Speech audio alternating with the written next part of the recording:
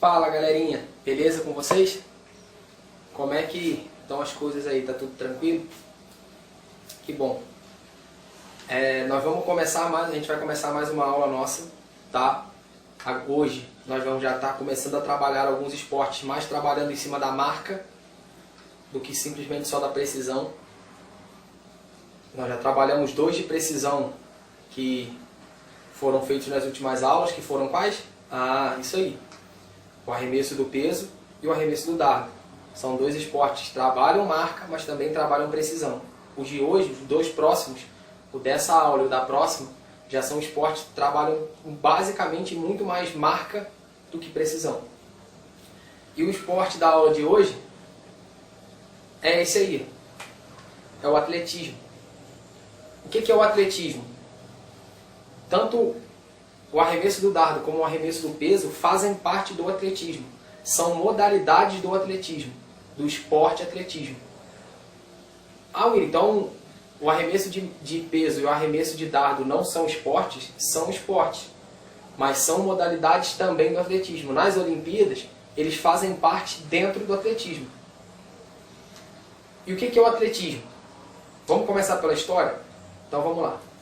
A história do atletismo surgiu, o atletismo realmente surgiu como um esporte na Grécia Antiga, em 776 a.C. Olha quanto tempo que o atletismo já aparece.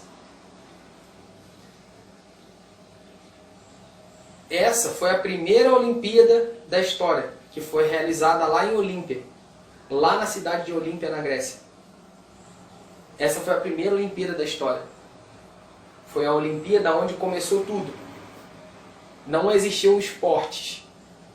Eram provas que eles faziam lá na Grécia naquela época. Eram provas que até falavam muito sobre os deuses da época da Grécia. E essas provas eram realizadas como em coletivo. E aí com isso fizeram como aquela primeira Olimpíada. Só que a primeira Olimpíada Antiga foi a primeira Olimpíada que aconteceu, que foi lá nessa Grécia Antiga. Chamada de Stadium pelos gregos, foi o vencedor da prova cujo percurso tinha 200 metros. Esse rapaz, que eles chamavam lá como Stadium, ou Coroebus, foi o primeiro homem que ganhou a prova de atletismo, de corrida, cujo percurso tinha 200 metros. Você imagina, 200 metros o cara estava correndo. Tem provas maiores do que essa? Tem muitas provas maiores do que essa. Mas esse foi a primeira prova realizada, então 200 metros naquela época, eles não tinham tanto preparo para poder correr assim. Eles corriam igual eu e você. A gente faz muito preparo para correr? Não. Chega uma certa hora que a gente cansa. Com esse cara lá na época também, eles não eram tão preparados assim para correr, não é igual hoje. Você tem um monte de coisas que você quer preparar, tem uma preparação toda primeiro, para que aí sim você possa ir lá correr no dia da disputa da competição. No entanto, registros mostram que o atletismo já tinha sido praticado há 5.000 anos atrás, na China e no Egito.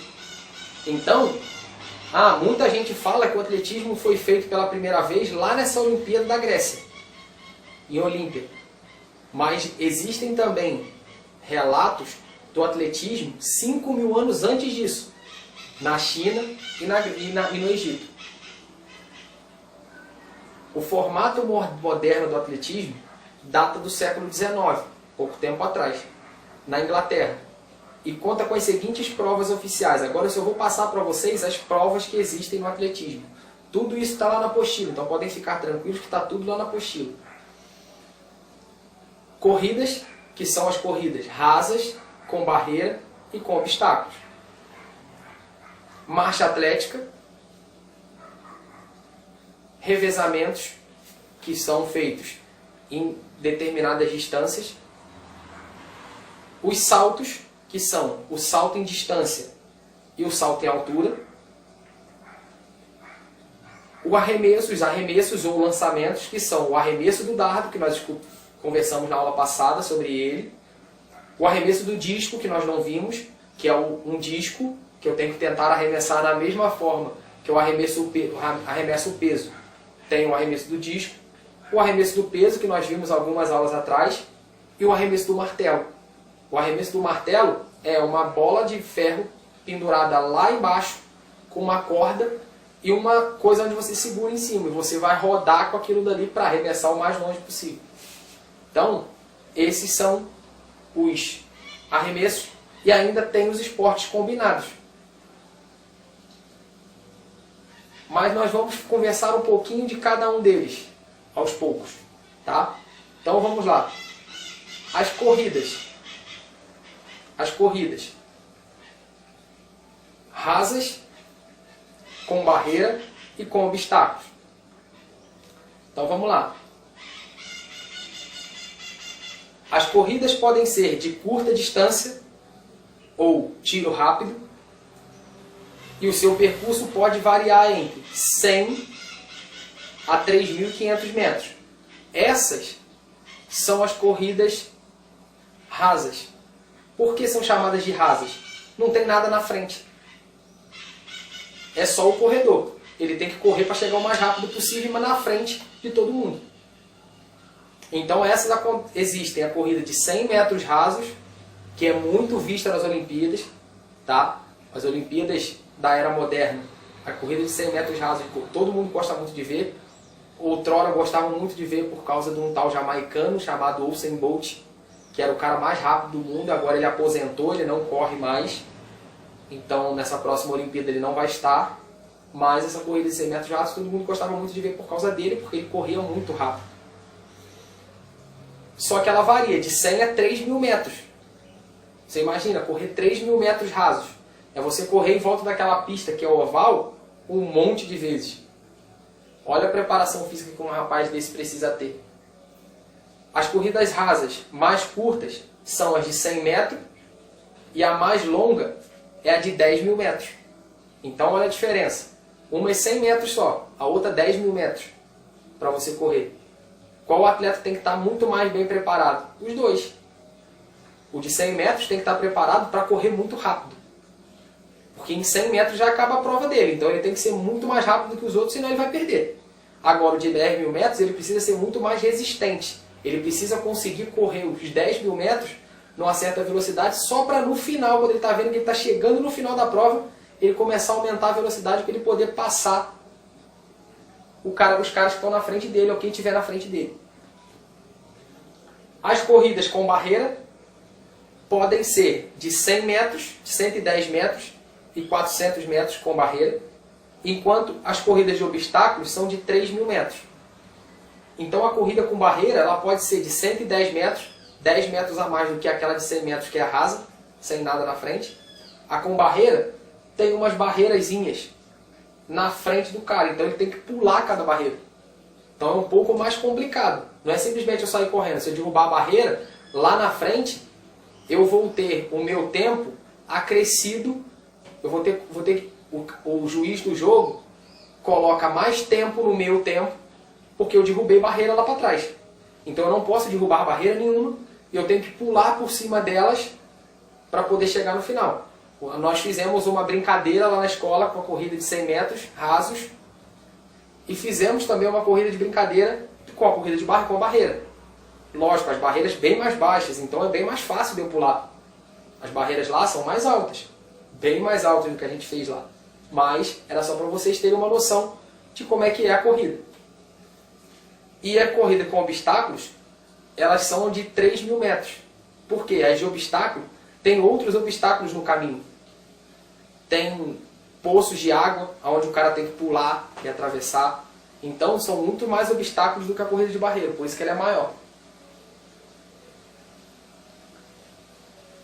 A marcha atlética, que é essa que está aqui embaixo. A marcha atlética é a mais engraçada de todas as corridas que tem.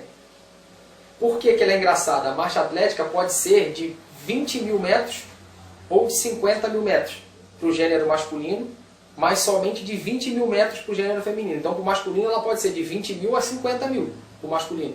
Para o feminino, só de 20.000. E a corrida atlética ela é engraçada porque, para você participar dela, você não pode deixar seu calcanhar sair do chão.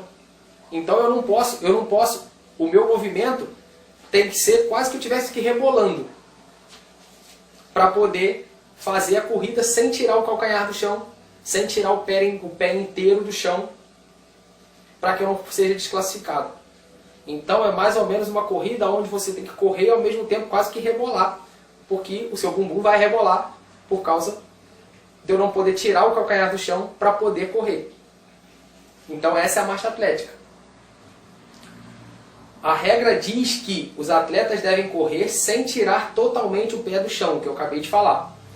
Há árbitros ao longo do percurso que verificam o cumprimento das regras e advertem os atletas, os quais podem ser eliminados após 3 advertências. Então o que acontece? O atleta não é eliminado na primeira vez que o árbitro que está lá no cantinho, lá escondido, viu que ele está tirando o pé todo do chão. Ele vai ser advertido pela primeira vez, vai ser advertido pela segunda. Na terceira, ele é eliminado. É a mesma coisa que a gente faz nas brincadeiras lá na aula.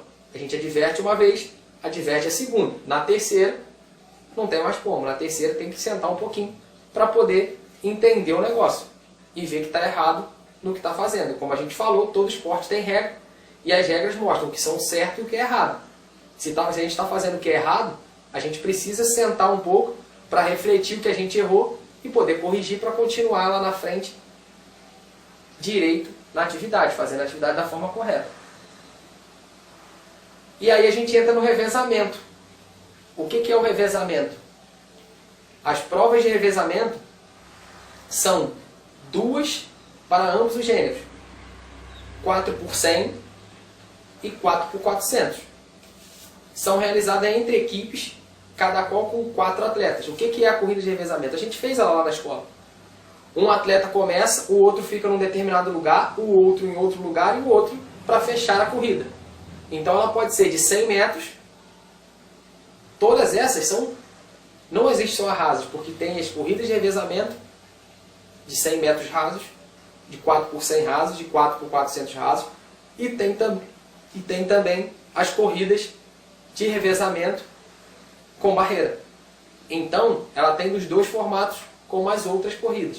Só que essas são mais pessoas, você precisa trabalhar em grupo, você precisa saber entregar o bastão para o teu colega, para o bastão não cair no chão, porque se o bastão cair no chão, já era. A regra é, cada um desses atletas faz 1/4 da prova. Ao fim do seu percurso, o atleta entrega um bastão para o atleta seguinte. Então, eu acabei o meu 1/4 de prova. O meu amigo está ali na frente, eu tenho que entregar o bastão para ele sem deixar o bastão cair no chão. E dali para frente é ele que faz. Eu vou ficar parado, eu vou parar ali no meu lugar, vou descansar por ali, dali para frente é ele que vai fazer o resto da prova. E aí a gente entra em outra modalidade ou outra modalidade específica do atletismo, que são os saltos. A prova de salto pode ser feita em 2 modalidades. O salto vertical e o salto horizontal. As provas de salto vertical compreendem salto em altura e o salto com vara. Aqui eu coloquei o salto em altura.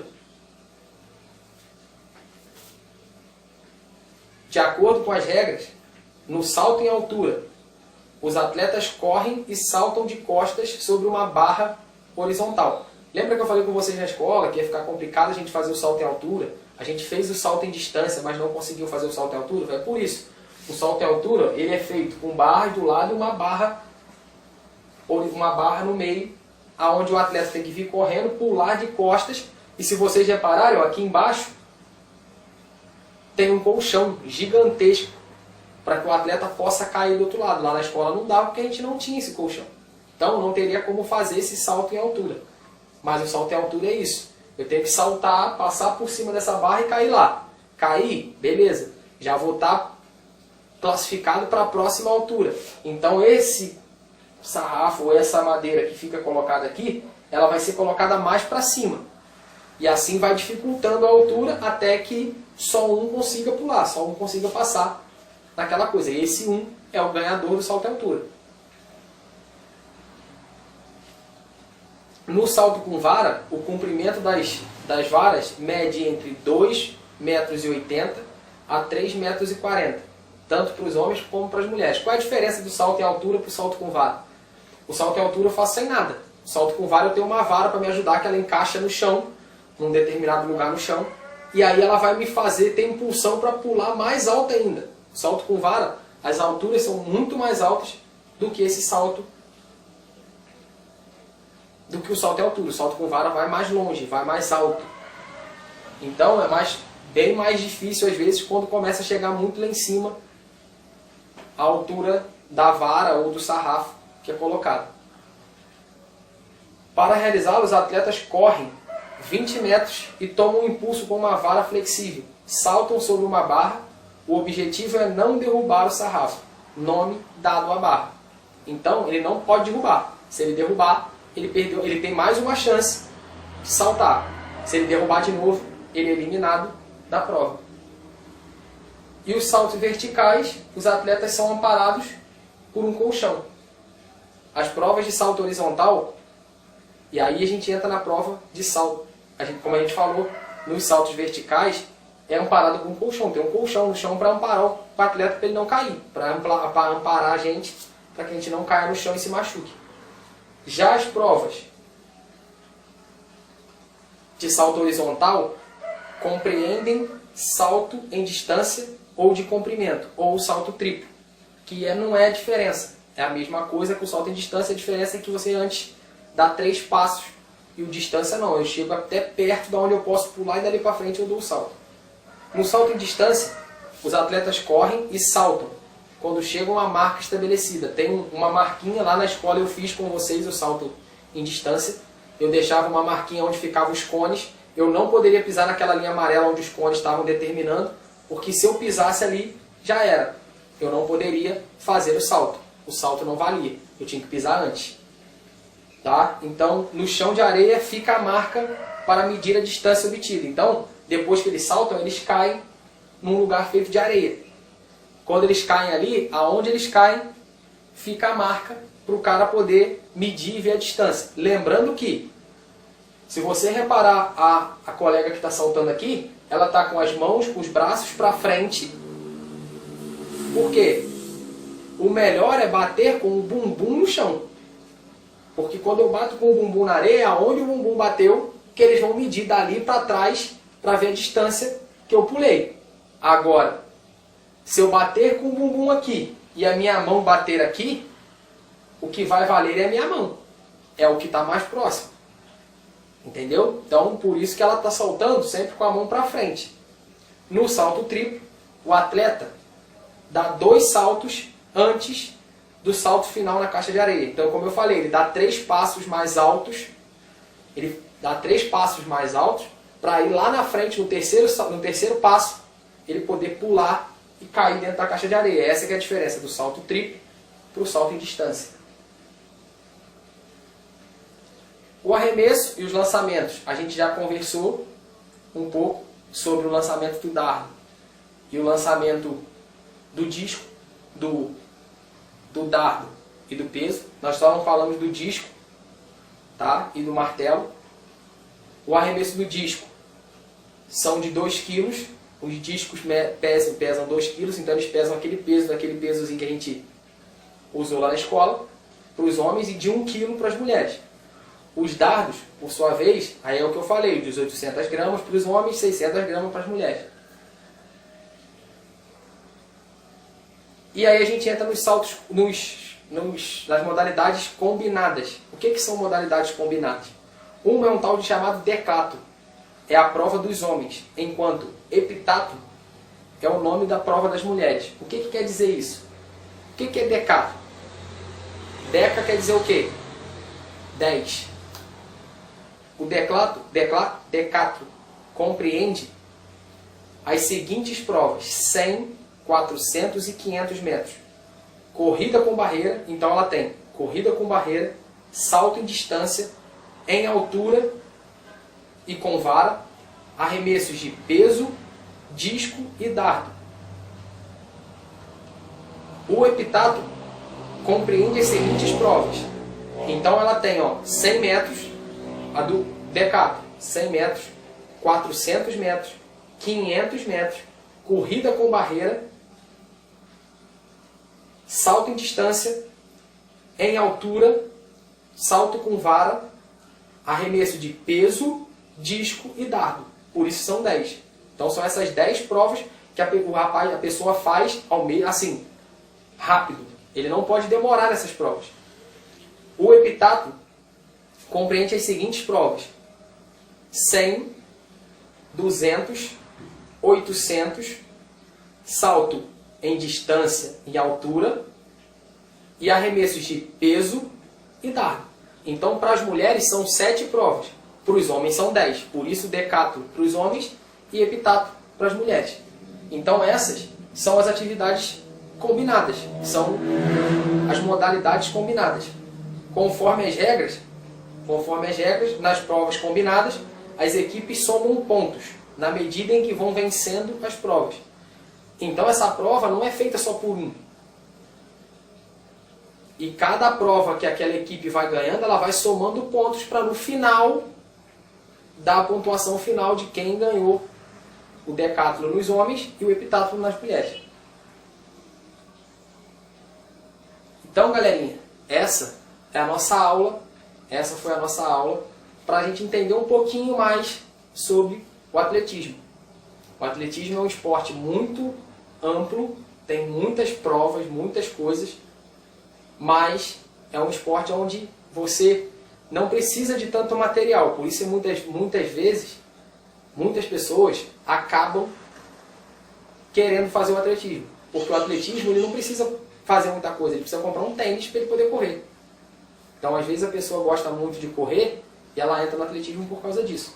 Então, lembrando, como sempre lembro no final das minhas aulas, estudem, não deixem de fazer as atividades, estudem e sempre prestem atenção em todas as aulas, prestem atenção no que está sendo falado, porque tudo que a gente fala e tudo que está na apostila, porque o que eu estou falando aqui é coisas que já estão na apostila, só estou dando exemplos às vezes para que vocês entendam melhor.